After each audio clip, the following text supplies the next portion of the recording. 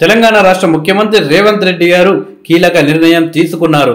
లోక్సభ ఎన్నికలు సమీపిస్తుండటంతో పార్టీ విజయం కోసం కాంగ్రెస్ సర్కార్ పకడ్బందీగా ప్లాన్ వేసింది. టికెట్ ఆశిస్తున్న పలువురు అసంతృప్తికి గురి కాకుండా నామినేటెడ్ పదవులను కట్టబెట్టాలనుకుంటుంది. లోక్సభ ఎన్నికల షెడ్యూల్ రావడంతో కోడ్ చిక్కులు లేకుండా వ్యూహాత్మకంగా వ్యవహరిస్తుంది. పాత తేదీలతో నియామకాలు జరిగినట్లుగా ఉత్తర్వులు వెలువరించనుంది. ఎవరెవరికి ఏ పోస్టు వస్తుందనేది వెల్లడించకపోయినా దాదాపు 35 మందికి పైగానే ఈ జాబితాలో ఉన్నట్లు ప్రభుత్వ వర్గాల సమాచారం. ఖాళీగా ఉన్న ప్రభుత్వ కార్పొరేషన్లతో పాటు కొత్తగా ఏర్పాటైన వాటిలో వీరిని భర్తీ చేసేందుకు రంగం సిద్ధమైంది. పార్టీలోనూ ప్రభుత్వంలోనూ కీలక పాత్ర పోషిస్తున్న ఒక నేత విడివిడిగా వారికి ఫోన్ చేసి నామినేటెడ్ పోస్టును ఇవ్వనున్నట్టు తెలియజేశారన్నది ఆ వర్గాల సమాచారం. ఎలక్షన్ కోడ్ ఉల్లంఘనల ఆరోపణలు రాకుండా ఈ నెల 14న నిర్ణయం తీసుకుంటున్నట్లు ఆ తేదీతో నియామక ఉత్తర్వులు వెలువడే అవకాశం ఉన్నది.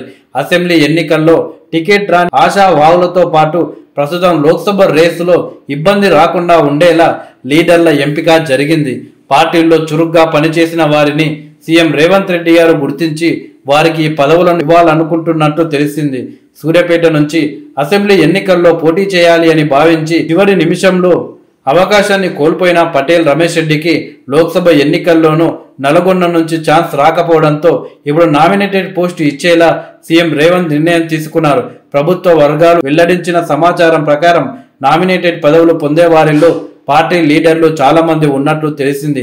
అందులో కొన్ని పేర్లు ఇవి: నేరెళ్ల శారద, నూతి శ్రీకాంత్ గౌడ్, రాయల నాగేశ్వరరావు, బండ్రు శోభారాణి, ప్రీతం, శివసేనారెడ్డి, ఇరావతి అనిల్, జగదీశ్వరరావు కొల్లాపూర్, మెట్టు సాయి కుమార్, గురునాథ్ రెడ్డి కొడంగల్, జ్ఞానేశ్వర్ ముదిరాజ్, బెల్లయ్య నాయక్, ప్రకాష్ రెడ్డి, జంగా రాఘవరెడ్డి, ఇనుగాల వెంకట్రామిరెడ్డి, రియాజ్, కాల్వ సుజాత, కాసుల బాలరాజు, నిర్మల ఇలా దాదాపు 35 మందికి పైగానే ప్రభుత్వం నియమించింది.